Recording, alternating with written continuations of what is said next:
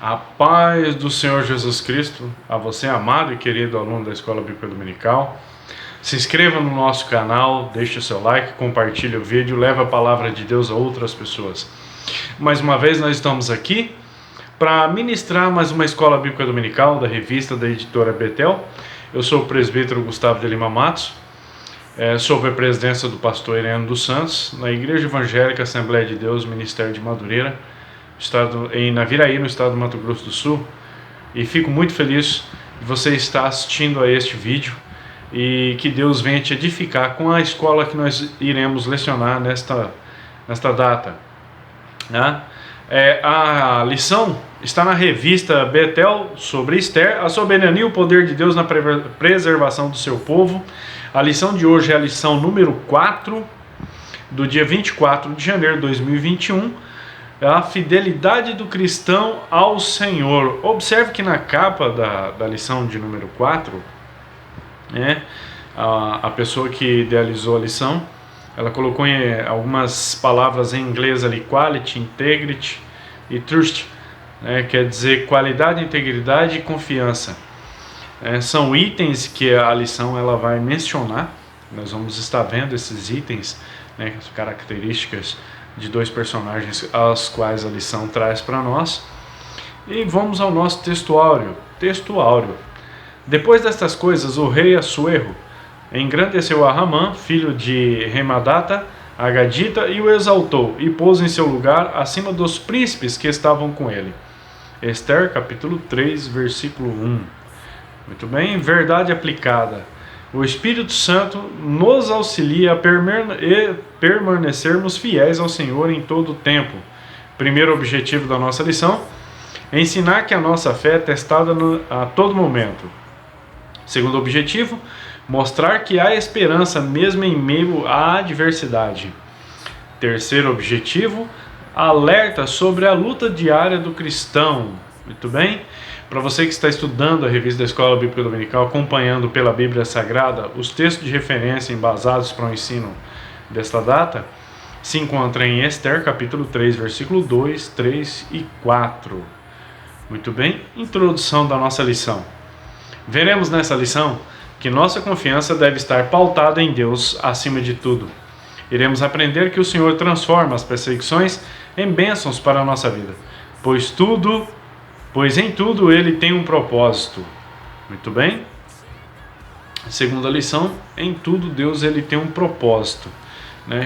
E o autor da lição ele diz o seguinte: que nossa confiança deve estar pautada em Deus. Os textos de referência que trazem a passagem sobre Mardoqueu e o incidente com as pessoas que estavam junto com ele, que se prostravam diante de Ramã quando ele passava, devido ao edito do rei, demonstrou uma certa hostilidade quando ele declara no versículo 4, a maneira como que ele declara. Ele não tinha nenhum interesse, ele não mostra nenhum interesse e nem, ao menos, ele se importa com o perigo que Ramã representava, e o não se curvar a ele também representava. Então o que acontece? Nós devemos sim confiar em Deus. Confiança no hebraico, o termo fiel traz a ideia de edificar e sustentar. Por isso, nos versículos adiante, dentro do versículo 4, versículo 5, vamos dar uma olhadinha aqui no texto de referência. Dentro do versículo 4, as pessoas que tramaram e levaram a ocorrência, aquela situação para Ramã, eles dizem: olha, vamos ver se ele sustenta o que ele está falando. Então confiar traz a ideia de edificar e sustentar. Mardoqueu ele sustentou a palavra dele, independente de chegar ao conhecimento de Ramã ou não. O fato dele estar em perigo não alterou seu caráter, também não alterou o seu psicológico. Ele se manteve em controle e continuou confiando em Deus.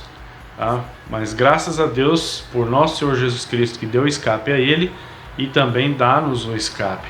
1 Coríntios capítulo 10, versículo 13 diz a palavra de Deus: não veio sobre vós tentação senão humana, mas é Deus que não vos deixará tentar acima do que podeis acima do que podeis. Antes, com a tentação, dará também o escape, para que possais suportar. Então, o que ocorreu, né, essa situação que ocorre com Mardoqueu, é o fruto de uma atitude que ele teve. Uma atitude que demonstra confiança no Senhor, mas apesar de tudo, é uma atitude produzida por ele mesmo. Só que o Senhor o atentou para ele, e o fato de ele conseguir sustentar a sua palavra, o Senhor também o sustentou com vida. Primeiro ponto da nossa lição: prova de fé. Sempre que nos vem à memória a história de alguém que não se curvou perante alguém, que não seja o Deus de Israel, nossos olhares incidem sobre as figuras dos amigos de Daniel, Sadraque, Mesaque e Abednego, que não se curvaram perante a estátua de Nabucodonosor, a estátua que Nabucodonosor mandou fazer. E nos esquecemos da prova de fé e de coragem do judeu Mardoqueu. A Bíblia expõe que o perverso Ramã foi nomeado pelo rei acima de todos os príncipes e deu uma ordem a todos os servos que deveriam se curvar diante dele. Todavia, Mardoqueu não se curvou diante de Ramã e de suas ordens. O Senhor conta com homens e mulheres nessa geração que não se curvem diante do pecado. Muito bem. O autor, ele traz aqui uma colocação, ele foi muito feliz na colocação dele. Geralmente, quando se fala sobre se curvar, inclusive eu, começando de mim, a gente se lembra sim de Sadraque, Mesaque e Abednego, e nem se lembra dos nomes originais deles, né, que era Misael, Azarias e Ananias. E o fato deles não se curvarem diante da estátua de fogo, em várias pregações nós já ouvimos, eu mesmo já fui testemunho, já ouvi muito pregador, e muito raramente alguém menciona sobre Mardoqueu, que teve uma atitude semelhante à dos 3 rapazes, né? E inclusive eles também tiveram seus nomes trocados, né, a fim de não se lembrarem da sua cultura. Mas ninguém conseguiu tirar Deus do coração deles, assim como não conseguiu tirar Deus do coração de Mardoqueu. Geração que não se curvem diante do pecado. Observe o que o autor da lição ele quer passar, a ideia que ele quer passar para a gente. Nós não temos hoje uma situação como a de Mardoqueu naquela época, que era um período de monarquia. Então, a autoridade máxima abaixo de Deus era o rei. Ele tinha o poder da vida e da morte em suas mãos, fazia o que bem entendia. Como ele escolheu exaltar Ramã, e além de exaltar ainda, o embasou com esta lei de que, uma lei absurda, de que quando ele passasse todo mundo tinha que se curvar, era um ato de uma demonstração de respeito do poderio, né, daquela pessoa que foi exaltada pelo rei, né? E hoje o comentarista ele nos leva a uma outra dimensão, né? Geração que não se curva diante do pecado. Portanto, eu pergunto para você, o que configura o pecado? O que se configura o pecado? Reflita. O que se configura o pecado? Se você parou para pensar o que configura o pecado hoje, né, isso significa que você já perdeu muitas das noções dos ensinamentos bíblicos e precisa melhorar. Em Coríntios, em 1 Coríntios capítulo 6, versículo 10, também em Apocalipse capítulo 21, versículo 8, e em outras partes da Bíblia, que eu não vou me ater a isso, porque não é esse o objetivo da lição, né? Você vai encontrar uma lista de práticas que ali são demonstradas e que as pessoas que fazem uso dessas práticas não herdarão o reino de Deus, não entrarão lá. Isso é um pecado, né, abominável aos olhos de Deus. Então dá para você ter uma noção do que é. Agora, se você é uma pessoa que assim que eu falei, você já rapidamente já produziu na sua mente o que é o pecado, então significa que você tem dado crédito aos ensinos e não se esqueceu do que o seu pastor te ensinou há tempos, né? Existem mais coisas que configuram o pecado perante o Senhor, mas o que nos mantém na presença de Deus é o Espírito Santo, e ele sempre nos desperta com o que está em conformidade com o Senhor e com o que não está.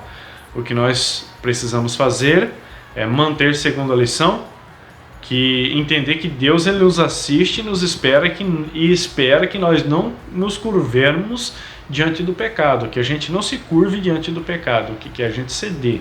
Você ser tentado é uma coisa, você ceder é outra coisa absolutamente diferente, tá?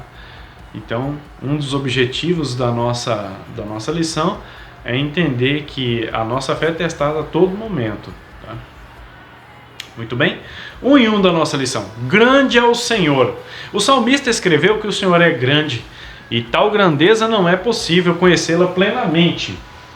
Bem-aventurados são os que buscam se relacionar com Deus grande e Criador de todas as coisas. Apesar de tal grandeza, ele está interessado em relacionamento com o ser humano e age para tal. Contudo, para que tal relacionamento ocorra, é preciso que o ser humano responda positivamente à manifestação da graça de Deus e seu convite. O registro do Evangelho de Mateus revela que o Senhor diz que queria, mas o povo não quis. Nada e ninguém pode impedir que o propósito de Deus se cumpra na vida dos que são discípulos de Cristo, ovelhas do seu rebanho. Bem-aventurados são os que buscam e se relacionam com Deus. Em Isaías capítulo 55, versículo 6, a palavra de Deus diz o seguinte: buscai ao Senhor enquanto se pode achar, invocai-o enquanto está perto. Isso nos motiva a buscar a presença do Rei. Essa era uma mensagem do profeta Isaías. Já Paulo, nas suas cartas, em Filipenses capítulo 4, versículo 5, ele diz assim: seja a vossa equidade notória a todos os homens, perto está o Senhor. Ele deixa um alerta, enquanto Isaías motiva, Paulo alerta. Enquanto o profeta, em seu tempo, ele orienta o povo a buscar o Senhor, porque estavam longe do Senhor, Paulo, na sua época, ele alerta o povo que também construíram um relacionamento com o Senhor, Então ele diz, olha, a mensagem de Isaías era para o povo que se afastava do Senhor. A mensagem de Paulo era para um povo que está próximo do Senhor, mas o seu comportamento está deixando a desejar. Então ele diz, olha, perto está o Senhor, seja a vossa equidade. O que é? É comportamental, a equidade é comportamental. Então ele dá um alerta. 1 e 2 da nossa lição. A vitória é do povo de Deus. Amã fazia parte de um povo que foi o primeiro a atacar os israelitas, quando eles estavam saindo da escravidão do Egito rumo à terra prometida. Foi uma ofensiva covarde sobre uma nação que acabara de recuperar sua liberdade, após séculos de cativeiros e de sofrimento. Este embate se deu em Refidim, perto do Monte Sinai. Como consequência, o Senhor estabeleceu que os amalequitas por fim seriam extintos. Entendemos então que Ramã manifestava as características dos amalequitas em querer destruir o povo de Deus. Entretanto, a justiça divina sempre proverá salvação e abrirá a porta de escape para que possamos suportar. Muito bem. Ramã. Observe que todo incompetente com iniciativa provoca danos em seu caminho. Eu já disse isso em algumas lições anteriores. Nessa, estou tornando a reforçar este alerta, Porque um incompetente com iniciativa e com poder, ele pode provocar a extinção de um povo. Qual que era a ordem do Senhor para Saul? Para eliminar todos da terra de Amalequitas. Era para eliminar todos os amalequitas. Mas por sua própria escolha, ele deixou alguns vivos. O incompetente com iniciativa. Ele deixou alguns vivos. E o resultado desses que ele deixou veio culminar na perseguição de Ramã e o povo judeu na Mesopotâmia, dentro do reino Pérsia. Devido a este fato. Então observe bem. Quando você vê um incompetente que ele tem uma iniciativa, pode saber que o resultado da iniciativa dele jamais será positivo. Sempre estará junto assim um detrimento, uma destruição. 1 e 3 da nossa lição. Deus tinha um plano com Mardoqueu.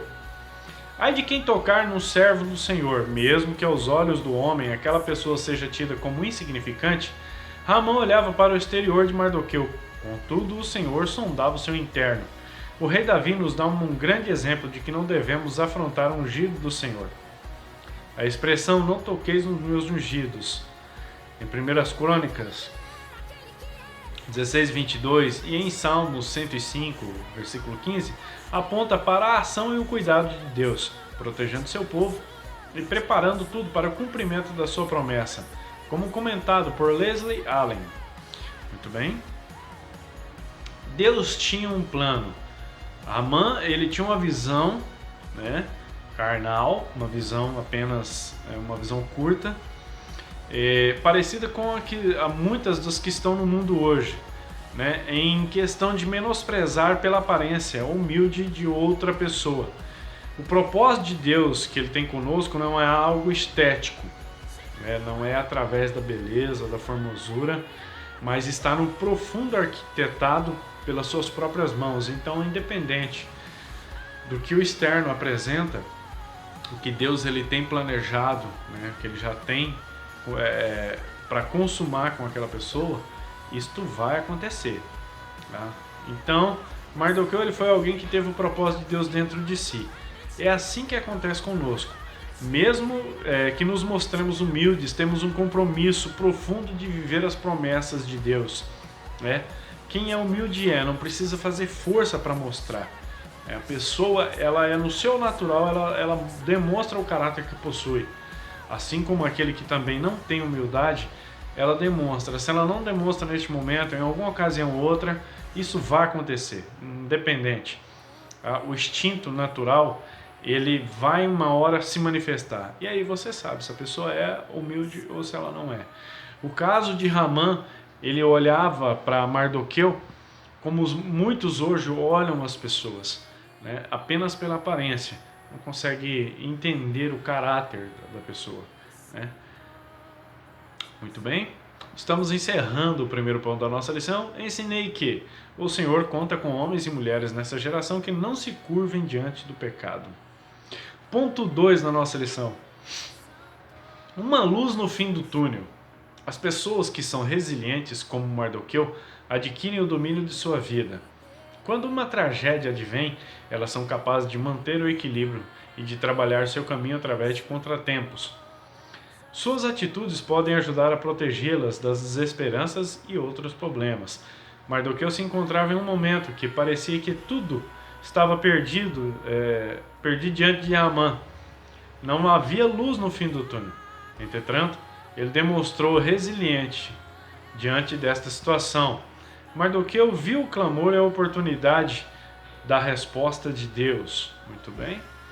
Resilientes. O que significa ser resiliente como Mardoqueu foi diante daquela situação? Resiliente é uma palavra que ela está associada à capacidade que cada um de nós, cada indivíduo tem com seus próprios, de lidar com seus próprios problemas, de sobreviver às dificuldades, aos problemas, com elas usar a capacidade cognitiva e aprender diante daquelas dificuldades e momentos difíceis e superá-los, também usá-los como regra de ensino para próximas futuras questões, tá? Então, independente da pressão que acontecia, da situação que ocorria, Mardoqueu ele tinha esta afinidade de triunfar diante dos obstáculos. É algo que não pode faltar para nós atualmente, principalmente na época em que estamos vivendo, pois ela nos torna capaz de não sermos paralisados diante de alguma questão que surgir, que acontecer, e enfrentar confiando em Deus, o Deus que nós falamos, professamos e que depositamos a nossa fé para agir em nosso favor. Tá bem? Então vamos lá. 2 em 1 da nossa lição. O cristão é afrontado todos os dias. Mardoqueu era um homem que, ainda assim, despertou o ódio e a atenção negativa de Ramã. Jesus disse: "Eu odiado todos sereis por causa do meu nome, mas aquele que perseverar até o fim será salvo." Enfurecido pela recusa de Mardoqueu em ser curvar diante dele, Amã forjou um extermínio não só de Mardoqueu, como também de todos os judeus no Império Persa. Ainda hoje os cristãos são atacados e sofrem por causa da sua fé, passando por todo tipo de preconceitos, abusos e até martírio. Não fazia mal a ninguém. Mardoqueu era como eu e você, não fazia mal a ninguém. Observe que os textos de referência, veja que Ramã ele nem reparou em Mardoqueu. Como diz um texto que nós acabamos de estudar, Mardoqueu nem olhava com importância para Ramã, talvez ele nem existisse, né, na concepção de Ramã. Mas, segundo o texto de referência que nós lemos, pessoas invejosas, sabe aquela pessoa invejosa, né, que ela não quer plantar a grama para ficar igual a sua, ela quer que a sua grama morra, mesmo que ela não plante a dela. Se ela plantar é lucro, mas o desejo dela é que mesmo ela não tendo, que a sua grama morra, aí ela está com a felicidade dela completa.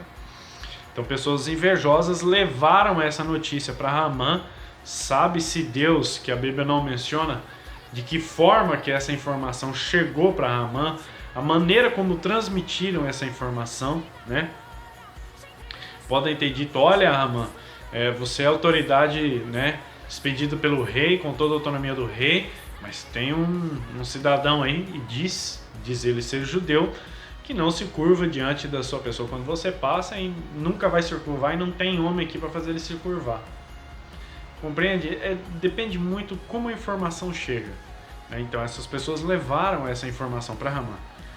Todavia, sempre teve gente safada nesta terra, e esses cidadãos eram deles. Só o fato de você ser um cristão já é motivo suficiente para alguém te sabotar, tá? Por isso quando a lição diz assim, olha, não fazia mal a ninguém, realmente, se você ler o livro de Esther todo, você não vai ver em momento algum Amã aproveitando da sua posição, da sua hierarquia, depois de passar toda essa prova, né, quando eles batalharam, ele não pega o despojo de ninguém, e ele poderia fazer isso, mas ele não faz. Então era uma pessoa boa. E o fato dele ser um judeu foi o suficiente, né, para que essas pessoas invejosas levassem para Ramã e construíssem todo este enredo em que circulou a história de Esther, tá? Lembre-se, sempre, lembre-se, o Senhor está perto. Vamos lá? 2 e 2 da nossa lição. Momento de perseguição. A perseguição é uma das tribulações que pode sobreviver durante a nossa caminhada cristã. Era assim que Mardoqueu e os judeus da Pérsia estavam vivendo. Esta perseguição se deu em virtude de Mardoqueu ter sua fé estabelecida em Deus. O cristão se alegra na perseguição, porque sabe que isso é uma bem-aventurança na vida dele. Ele confia nas palavras de Cristo. Bem-aventurados que sofrem perseguição por causa da justiça, porque deles é o reino dos céus. Muito bem, perseguição. Diz a lição que o cristão se alegra de ser perseguido. Amados, na atualidade em que estamos vivendo, não é impossível, mas é muito difícil encontrar alguém que fique alegre sendo perseguido. É mais fácil ele sentir o consolo e saber que o Espírito Santo e Deus lhe acompanham. Mas ficar alegre por estar sendo perseguido, com os cristãos não é diferente. No caso de Ramã, perseguição é diferente. Sempre passaremos por perseguição, independente do local ou posição que se encontra, tá? Temos que ter em mente que somos mais que vencedores por meio daquele que nos amou. Paulo ele escreve em Romanos capítulo 8, versículo 37, e aquele versículo que ele dá o título de mais que vencedores, o que chama mais atenção ali é um motivo. O cristão ele já entra na batalha sendo vencedor. Se ele está depositando a sua fé, a sua confiança, acreditando que Deus está com ele, realmente Deus está conosco, e sabemos que Deus nunca perdeu uma batalha. Então, se ele está diante de nós, provavelmente ele nos dará o escape, ele nos dará graça. Se não conseguirmos a vitória, é porque o Senhor ele tem algo preparado para você que com certeza vai sobrepujar a situação que está ocorrendo naquela ocasião, naquele momento. Isso é certo, amado. Isso não é a história da carochinha, tá? Isso é certo. Muito bem, 2 e 3 da nossa lição. Uma atitude em meio à aflição. Seguradamente você já ouviu alguém interrogando o Senhor pelos seus motivos de haver tanta amargura e aflição no mundo ou em sua vida particular. Mardoqueu passou por um momento assim. A Bíblia relata quando Mardoqueu soube tudo quanto se havia passado. Rasgou Mardoqueu seus vestidos, vestiu-se de um saco com cinza e saiu pelo meio da cidade e clamou com grande amargo clamor. A atitude de Mardoqueu foi clamar, pois cria que o Senhor Deus socorre o seu povo mesmo em terra estranha. Nossas lágrimas são ouvidas pelo Senhor, e Ele sabe interpretar. Por isso o salmista disse: o choro pode durar uma noite, mas a alegria vem pela manhã. Muito bem. Mardoqueu, ele rasgou os seus vestidos. Observe que enquanto a encrenca era só com ele, ele se manteve controle. Quando Amã lança uma lei para exterminar todos os judeus, aí ele entrou em desespero.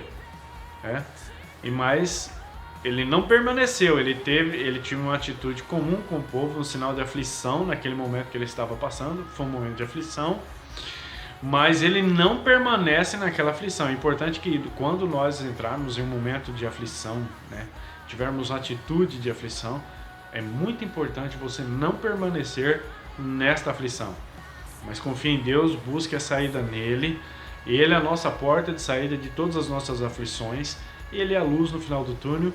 O que você acha que é o fim, é a derrota, acabou, pode ser o início de uma grande vitória. Então creia e confie. Eu ensinei que a atitude de Mardoqueu foi clamar, pois cria que o Senhor Deus socorre o seu povo mesmo em terra estranha. 3 da nossa lição: lições de Mardoqueu para os dias atuais. Assim como nos dias de Mardoqueu, inimigos surgem de todos os lados para tentar destruir o povo de Deus. Satanás não é um inimigo imaginário, é real e suas artimanhas também. Ao estudarmos as Escrituras, entendemos com nitidez o quanto Deus espera que seus filhos tenham consciência de que existe uma guerra travada pelo reino das trevas contra os santos. Entretanto, ele compromete guerrear juntamente conosco. Satanás não é um inimigo imaginário.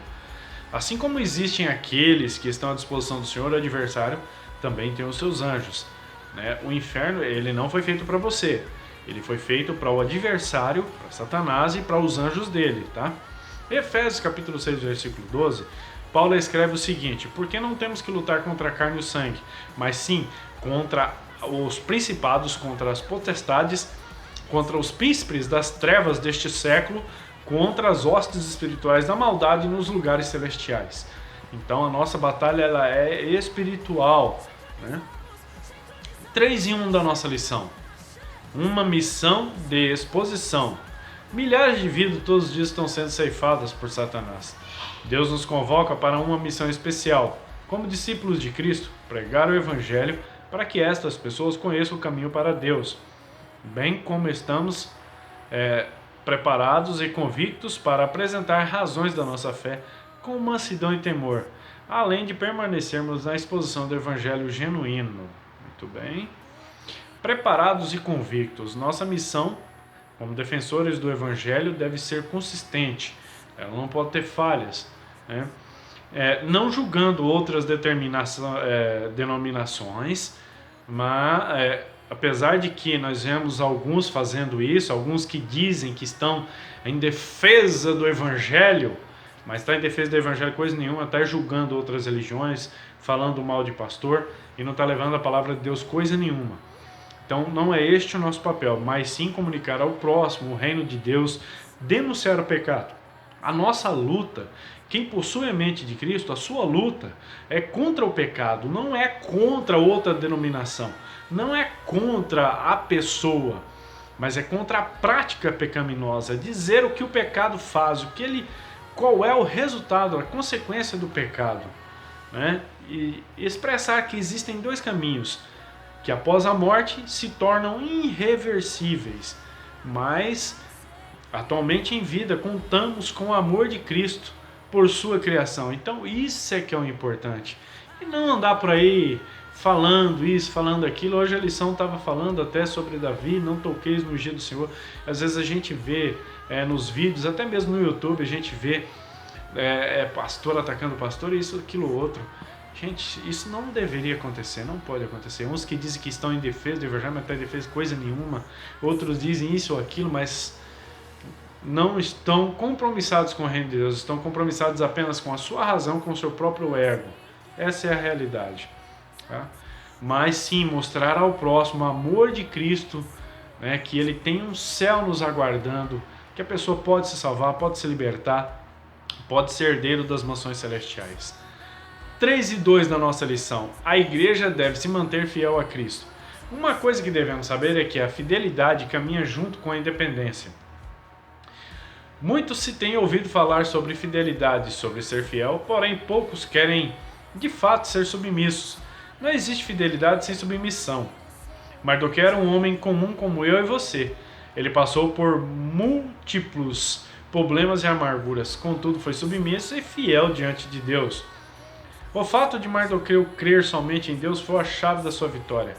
Tenhamos certeza de que as dificuldades vão tentar nos induzir a ajoelharmos diante delas.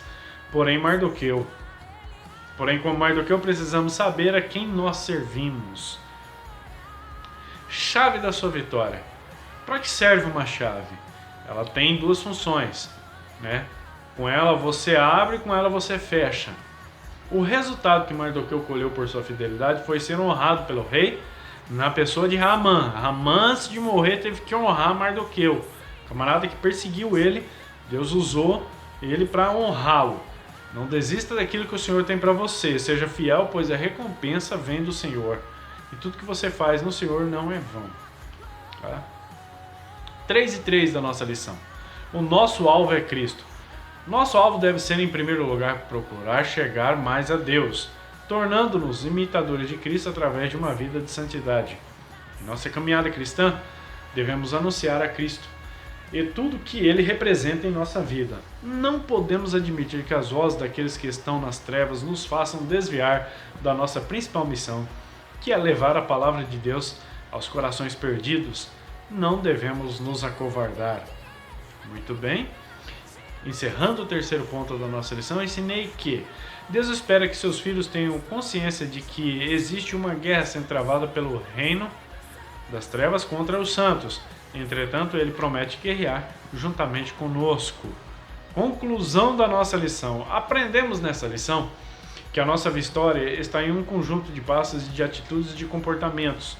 O livro de Esther nos ensina que nossas atitudes podem influenciar no processo para sermos bem-sucedidos como José, Esther e tantos outros. Servir a Deus corretamente é fundamental para cumprirmos nossa missão como discípulos de Cristo. Querido e amado irmão, Deus te abençoe. Muito obrigado por sua atenção, por sua paciência em me ouvir pelo período deste vídeo. Deus te abençoe, edifique a tua casa, edifique a tua igreja, a tua escola bíblica dominical seja uma grande bênção em nome do Senhor Jesus e até a próxima lição na paz do Senhor. Não fazia mal a ninguém.